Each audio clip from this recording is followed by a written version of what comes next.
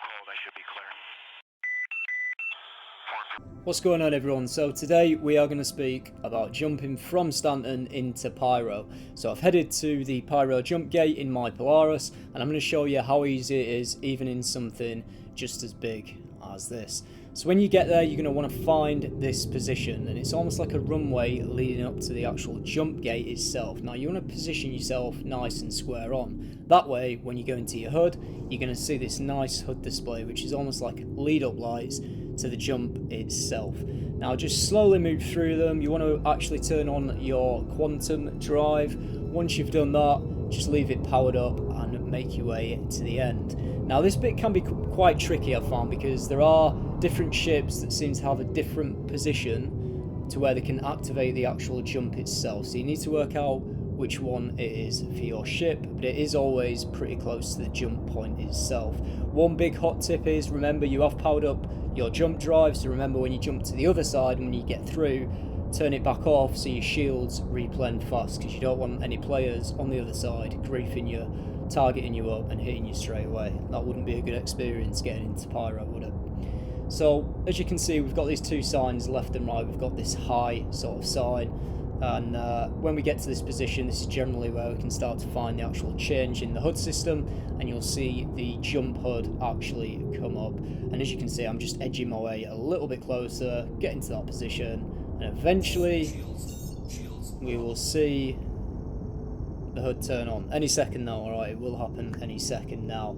As you can see, I did turn on and turn back off, turn off and turn back on my jump drive, but there it is. There is the jump HUD you want. Now it's a 3-stage process, and as you can see here, we've hit the requirements. It's now starting to tune to the jump itself. We've got the tuning complete, and now we can activate the jump itself, and all we do is, like a jump, left click, and it will send forward this nice bright beam into the jump itself, and that is if you are activating it. Other players might activate it for you, but it's pretty cool to do.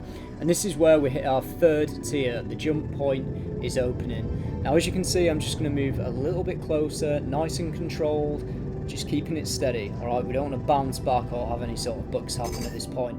And eventually you will just get pulled in to the tunnel itself. Now, key thing, you do not need to use any sort of thrust or anything like that. The tunnel will pull you through. Your only thing here is to make sure that you control the ship and pilot it through.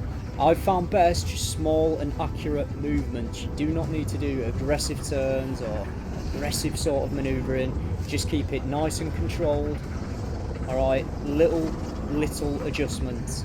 Don't do anything big. If you do start to hit the edges of the tunnel, you will take damage, and if you punch through it, you will actually get knocked out of the jump itself, and it could potentially destroy ship.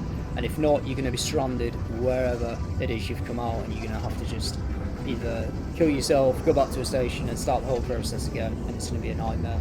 Now, one big thing with this, I have noticed as I get closer to Pyro, my FPS does take a little bit of a hit, so just be prepared for that. But even a ship like the Polaris, as big as the Polaris, is able to make these adjustments and squeeze through these gaps that you can see. You want to dodge these swirls coming through, almost like these rifts coming through the actual jump itself. You want to make sure you're dodging them, and you can follow this white trail, as you can see, just leading you through the tunnel itself. However, it's not necessarily. Just find whatever path works for you and just keep it safe. As you can see here, our frames just start to drop as we approach Pyro itself, and we push through, and that is it. As simple as that. And as you can see, we are into Pyro, we didn't take any damage, and in a big ship like this, it can be hard to maneuver, it can be hard to control. Hopefully this helped you, just to show you how simple it is. Just remember, power up your shields as soon as you get to the other side. You do not want to take any combat straight away. It would be risky by the other players, granted, but I have seen it happen. If this video did help, please leave a thumbs up, please hit that subscribe, and I will see you in the next video.